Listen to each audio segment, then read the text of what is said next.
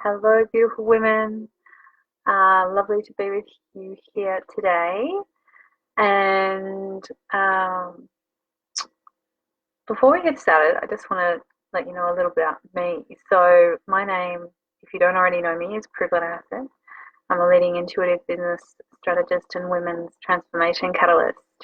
And what I love to do really is to support women to live their life's work and to be of the greatest service that they can in their lives, in their businesses, in their communities. And I'm all about us living our fullest expression. So for me, that means expressing all parts of ourselves. I I've been listening to, some of you will know, I've been listening to some audios by Alison Armstrong, who has been researching men for decades, and she's got some fascinating information that she shares in some beautiful audios. And um, if you know anything about her, or if any of this part is really resonating with you, then um, personal message me and I'll direct you to the audios. Absolutely fascinating. I'm getting a bit off track, but that's okay. I started listening to the audios about men because I thought, that will be so interesting to me, because I'm always wanting to understand men better, because I really do feel sometimes like a different species.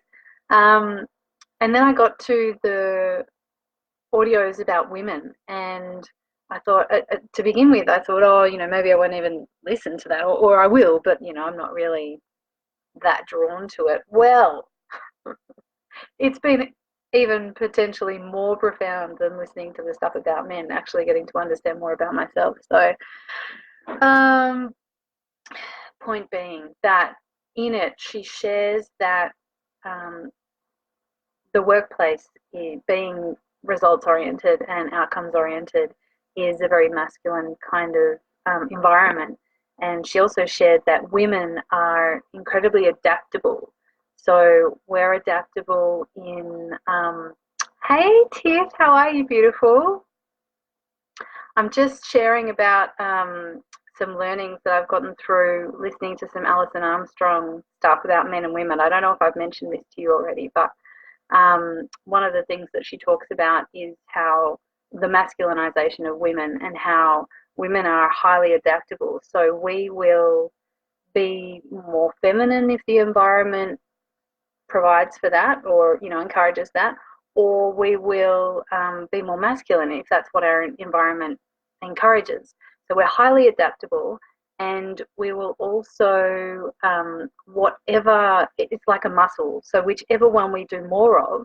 So if we're in a workforce which is very results oriented and very outcomes oriented, it's very masculine, then we will be exercising our muscle of masculinity.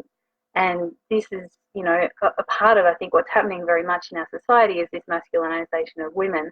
And a big part of the work that I'm doing, both personally and professionally, is looking at the re-feminization of women, of myself, and of women in general.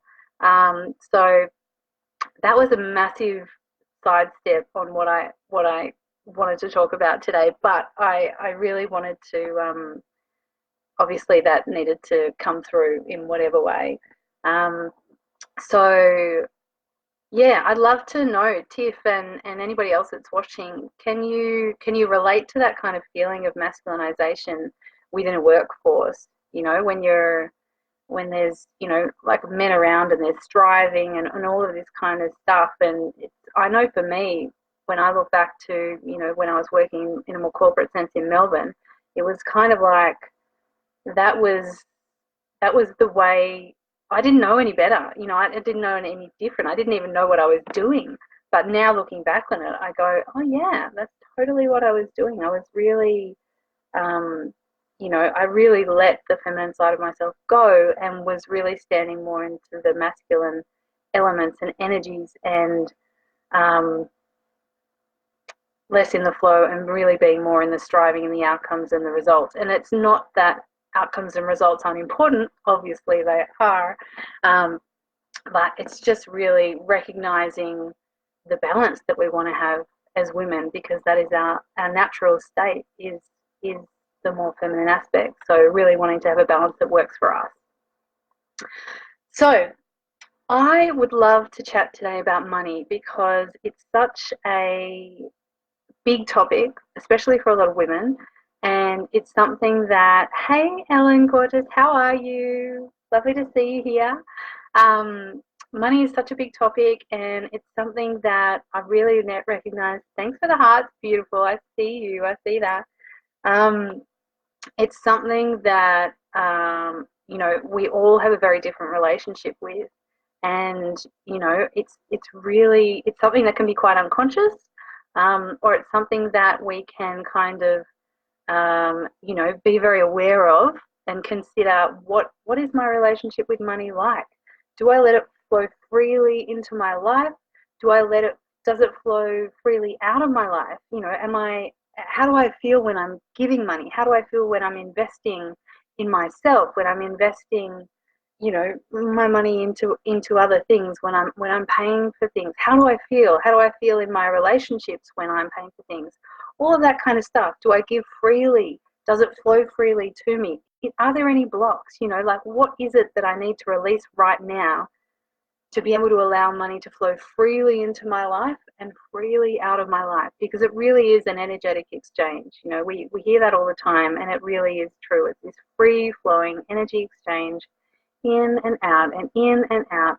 And whenever we give money out, we can always say, I welcome that to come back to me tenfold, 20-fold, 100-fold, that kind of thing. And really just give so freely and generously, knowing that whatever we give free flows back to it when we're not in that state of kind of scarcity and of, really needing to hang on to it.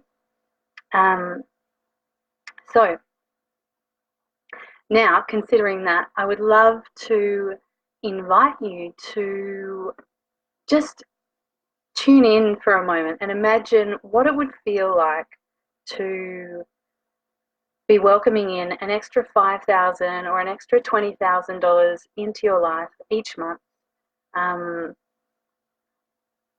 Just sit with that for a moment. An extra 5,000, 10,000, 20,000, 30,000, 40,000, 50,000, whatever it is that, whatever level that you're at in your business or your earning capacity right now. Imagine the kind of next level of what that would feel like for you, and what difference that would make, not just for you, but for your family, and then also for your community. We know that when women are empowered with wealth, they tend very much to reinvest that money, not just in themselves, but in their families and in their communities. We invest in the people around us. We take up opportunities with people we know, and all kind of stuff. So it's like this incredible ripple effect that goes out into our communities, and that's a beautiful, beautiful thing. So considering how everyone would benefit when we're inviting in that extra wealth into our lives. And I consider some clients of mine start working with me, and they may just start with a smaller package, creating a beautiful offer that's say $2,000. Some of them start with $5,000 or $20,000, and one started with $5,000, and then within a couple of months had gone up to $20,000. So there's any number of possibilities in what's possible for you and your life and your life's work, and bringing this work forward into the world. I'd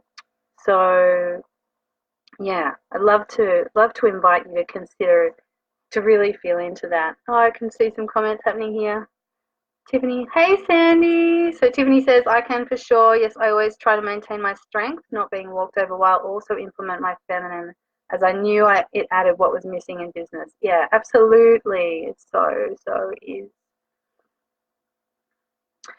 So one of the things that comes up a lot when I'm connecting in with clients is this feeling of, they have a feeling like, maybe I need to be someone else. Maybe I need to get another qualification before I'm already, before I'm able to deliver this work.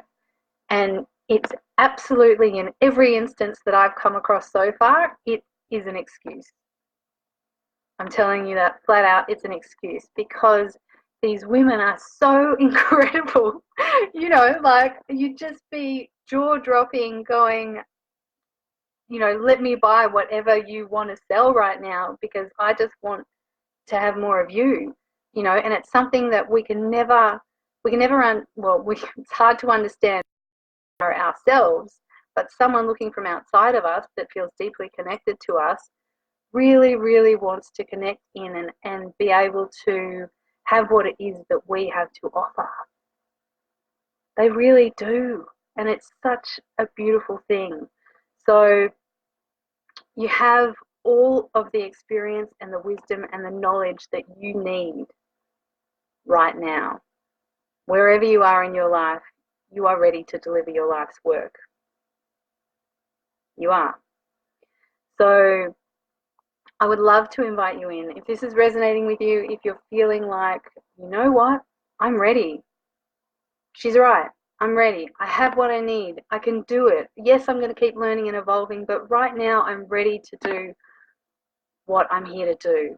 Then I'd invite you to book in for a call with me. It's a free call. It's a beautiful, divine, heart-to-heart, juicy girl chat. And if you want to hear about how I can work with you, I'm happy to share that too, but I don't have to. And it's completely up to you. So I invite you to book in. I would love to have these conversations. Are totally heartwarming, and I love them. They're soul connecting and heartwarming, and I love to do it. So if you would like to welcome in some more abundance into your life in 2020, if you can imagine having 5,000 or 20,000 come into your life easily per month, then book in with me and let's map out a strategy for how you can get there. It really doesn't have to be hard, and it doesn't have to take a long time. So I'm sending you so much love. I hope you found this helpful, and yeah, I look forward to seeing you all soon. Lots of love.